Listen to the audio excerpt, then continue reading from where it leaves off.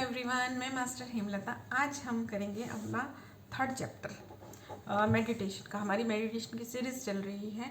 आपको अगर ये सीरीज़ देखनी है, आप 1 जनवरी को देख रहे हैं ये, तो आप मेडिटेशन क्लासेस एक लिंक है डिस्क्रिप्शन में, उसे देख सकते हैं, या फिर एक व्हाट्सएप ग्रुप का लिंक अगर डिस्क्रिप्शन में है तो आप वो भी ज्वाइन कर सकते हैं।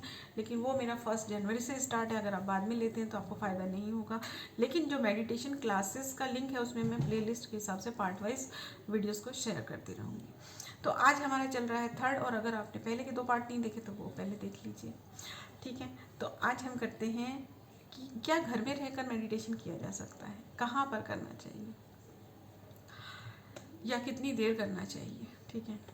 जो लोग मेडिटेशन बाहर जाके करते थे या आश्रम में जाके करते थे, या पहले उन लोगों का पर्पस अलग होता था।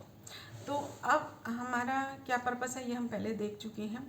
तो आपका पर्पस क्या है उस पर विचार करना है। अगर आपको भगवान को पाना है, या आपका टारगेट है आपको इसी जन्म में भगवान को पाना है, बहुत बड़ा टारगेट, तो फिर आपको सब कुछ छोड़ छाड़ के चले जाना पड़ेगा, ठीक है। लेकिन अगर आप मेडिटेशन इसलिए कर रहे हैं कि आप अपनी डेली रूटीन को सेटल डाउन कर सकें, तो आपके लिए कहीं जाने की ज़रूरत नहीं है, आप यहीं पर ही मेडिटेशन कर सकते हैं। और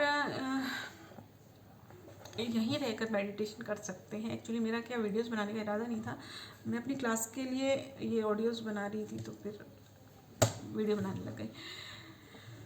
तो हम कहाँ थे?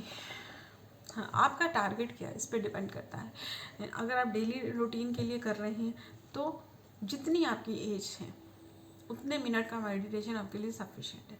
लेकिन यहाँ घबराने की बात नहीं है। आपकी एज 40 है और आप भी स्टार्ट कर रहे हैं, तो आप सोचिए कि आपको 40 मिनट करना है, तो ऐसा कुछ भी नहीं है।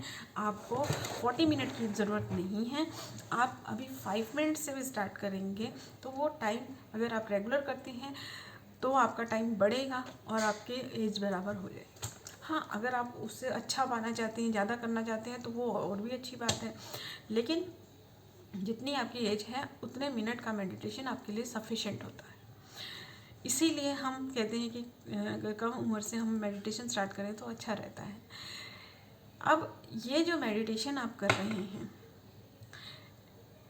इतना टाइम आपकी जितनी भी एज है और जितना टाइम है आपके लिए, उतना टाइम आप अपने घर में रहकर भी शांति में भी निकाल सकते हैं, क्योंकि इतना टाइम तो आपको मिलता ही होगा। और अगर नहीं मिलता है तो आप निकाल सकते हैं, क्योंकि 24 घंटे का टाइम कम नहीं होता है इंसान के लिए। तो इतना टाइम आप निकाल सकते हैं और आपका टारगेट इतना बड़ा नहीं है, इसलिए आप ये मेडिटेशन घर में रहकर कर सकते हैं। और इसके कोई रूल्स रेगुलेशन नहीं है। जो लोग छोड़कर जाते हैं घर बार को, उनका टारगेट अलग होता है, ठीक है। जो हमारा टारगेट है वो हम अपने घर में रह के अपने बच्चों के साथ, अपनी फैमिली के साथ सब काम को करते हुए, अपनी फैमिली को अच्छी तरह से हैंडल करते हुए, हर रिस्पॉन्सिबिलिटी, हर तरह की रिस्पॉन्सिबिलिटी निभाते हुए इस काम को हम कर सकते हैं। अब यहाँ पर एक बार कई लोगों को बहुत वहम सा होता है कि मेडिटेशन हम सुबह नहीं कर पाते, हम उठ नहीं पाते, हम ये नहीं कर पाते। तो ऐसा नहीं है कि आपको मेडिटेशन मॉर्निंग में ही करना है। मेडिटेशन करने एक वीडियो हम और भी बनाएंगे जिसमें मेडिटेशन के लिए क्या क्या ज़रूरी है वो। तो अभी हम यहाँ पर जो देख रहे हैं वो ये है कि मेडिटेशन जो है हम क्यों कर रहे हैं। मेडिटेशन करने के लिए हमें किस समय का चयन करना चाहिए।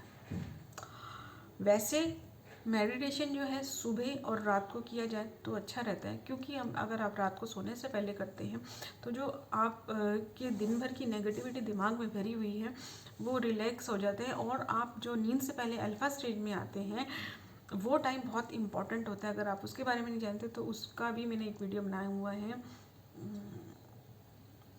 सबको सेल्फ हिप्नोसिस करके हैं वो। तो अगर आप उस टाइम पे मेडिटेशन करते हैं तो जो वो अल्फा स्टेज होती है वो अपने आप को सजेशन देने का टाइम होता है, और वो बहुत इंपॉर्टेंट टाइम होता है। उस टाइम पे नेगेटिव विचार नहीं आना चाहिए। तो वो टाइम आपका बहुत अच्छा जाता है, क्योंकि उस टाइम पे नेगेटिव विचार नहीं होते हैं दिमाग में। तो आपको एक तो स्लीप अच्छी आती है और आप उस टाइम पे अपने माइंड की प्रोग्रामिंग कर सकते हैं। तो आपको माइंड प्रोग्रामिंग करने के लिए वो अल्फा स्टेज अच्छे से यूज़ कर पाएंगे, और जो आपकी जो नींद का समय है वो भी अच्छा जाएगा। नींद अच्छी आएगी, सुबह अच्छे से उठेंगे, और नींद अच्छी आती है तो आपको दिन भर भी अच्छा रहता है। और अगर आप मॉर्निंग में करते हैं तो आपके लिए दिन भर अच्छा रह जाता है। तो रात को अगर कोई ऐसा सपना आया है, कुछ है, कोई भी नेगेटिव विचार है, नींद नहीं आती है, तो नेगेटिव थॉट्स चलते हैं दिमाग में, उन सब की नेगेटिव एनर्जी से आप बच सकते हैं। और वो जो अमृत वेला होता है या ब्रह्म मुहूर्त होता है, उस समय वैसे भी एनर्जी बहुत अच्छी होती है। लेकिन अगर आप उठ नहीं पा रहे हैं सुबह, तो इसका मतलब ये नहीं है कि आप नहीं करें, ये नहीं है इसका मतलब कि आप करें ही नहीं, आपको करना तो चाहिए ही मेडिटेशन। तो आप दिन में जो टाइम, मेन पहला रूल क्या है मेडिटेशन के लिए, आप रिलैक्स होने चाहिए। अब आप सुबह सुबह उठ गए लेकिन आपको तो नींद आ रही है, बैठ गए और सो गए, तो फिर क्या फ़ायदा हुआ उसका। उल्टा दिमाग में, अब आप अगर मेडिटेशन के लिए उठे हैं और आप मेडिटेशन नहीं कर पा रहे, उसके बाद आपको नींद आ गई, तो दिमाग उसकी वो नींद बहुत आपको डिस्टर्ब कर देगी, गुस्से गुस्से वाली नींद आएगी, तो उसका कोई फ़ायदा नहीं है।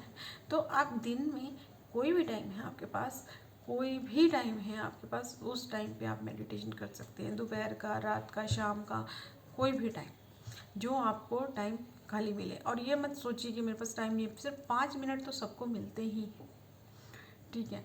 बस मन की इच्छा होनी चाहिए। आपको जो काम अच्छा लगता है वो आप कैसे भी करके टाइम निकाल ही लेते हैं।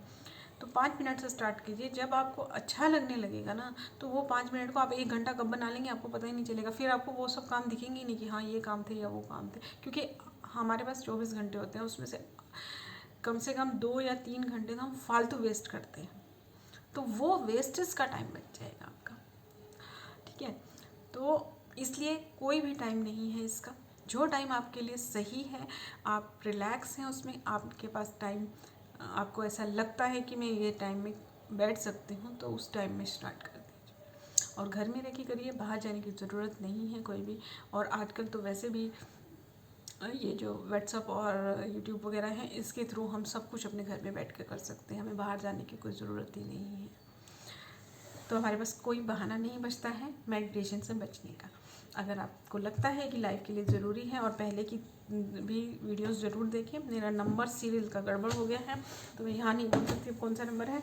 आई थिंक ये 3rd या 4th होगा, क्योंकि बीच में बनाते बनाते वीडियो मुझे एक पार्ट और ध्यान में आ गया कि ये पार्ट बनाना चाहिए, तो वो भी मैंने बता दिया, ठीक है।